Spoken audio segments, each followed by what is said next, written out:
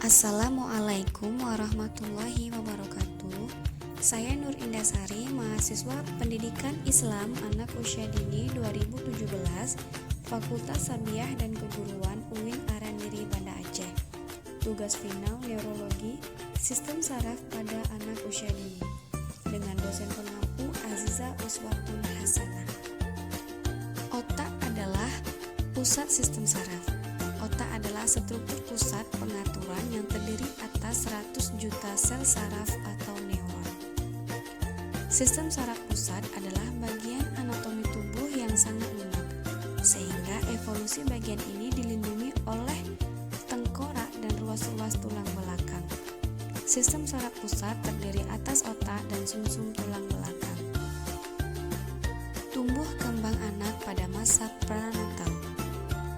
Sel-sel otak janin mulai dibentuk sejak 3-4 bulan di dalam kandungan. Mulai kehamilan 6 bulan, dibentuklah hubungan antar sel, sehingga membentuk rangkaian fungsi-fungsi.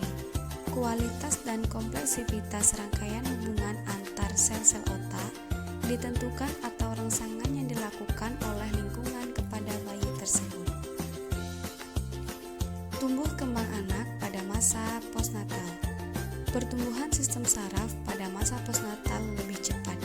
Jaringan sel saraf mencapai ukuran matang pada saat lahir dan terus tumbuh hingga mencapai 9/10 bagian pada usia 6 tahun. Faktor yang mempengaruhi tumbuh kembang anak. Yang pertama adalah genetik, seperti berbagai faktor bawaan, jenis kelamin, suku bangsa, dan ras. Yang kedua ada lingkungan.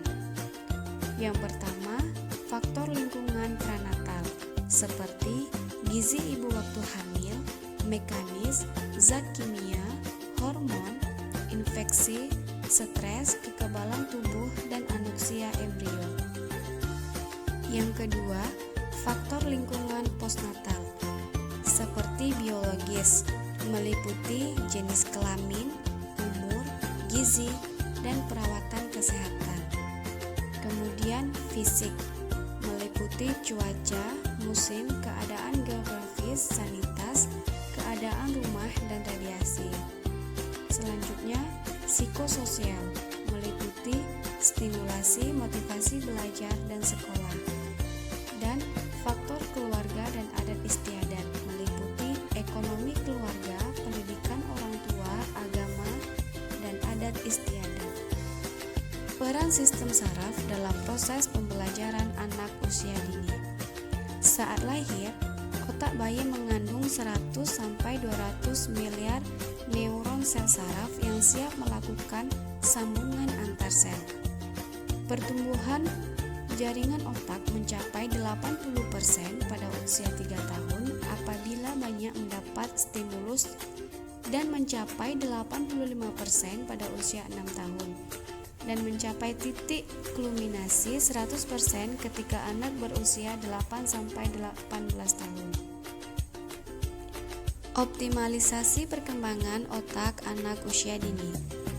Nah, kecerdasan manusia tidak hanya ditentukan semata oleh jumlah sel otak yang ia miliki, tetapi lebih ditentukan oleh seberapa banyak koneksi yang bisa terjadi di antara masing-masing sel otak. Orang tua adalah guru yang pertama dan terutama bagi otak anak. Orang tua harus memberikan stimulasi atau rangsangan yang dapat meningkatkan perkembangan otak anak, terutama pada periode kritis dan periode sensitif, agar perkembangan tersebut dapat terintegrasi dengan baik. Kelainan sistem saraf yang dapat mempengaruhi proses belajar. Yang pertama ada autisme, di mana terjadi defisit dalam komunikasi, kesulitan melakukan kontak mata, interaksi sosial, dan perilaku terbatas atau berulang. Yang kedua ada cerebral palsy, yaitu gangguan kerusakan di otak yang belum matang saat berkembang sebelum kelahiran anak. Yang ketiga ada epilepsi, gangguan otak di mana seorang anak mengalami kejang berulang yang dipicu oleh perubahan aktivitas listrik dan kimia di otak. Yang keempat ada hidrosepalus, suatu kondisi yang terjadi ketika cairan menumpuk di tengkorak dan membuat otak jadi membengkak, yang menyebabkan fisik dan intelektual.